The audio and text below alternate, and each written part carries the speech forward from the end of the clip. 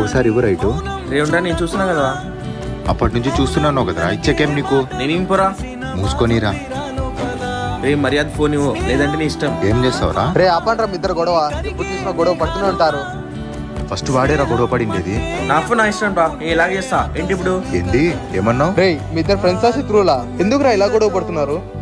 కొద్దిగా common sense ఉండాలిరా. ఉంటే ఫ్రెండ్స్ లాగా ఉండండి రా, లేకపోతే మాట్లాడుకోద్దండి. వాడితో నేనేంద్రా మాట్లాడేది? నాకు కూడా అంత ఇంట్రెస్ట్ లేదు నీతో మాట్లాడేకి. రే పోరా. పోరా రే.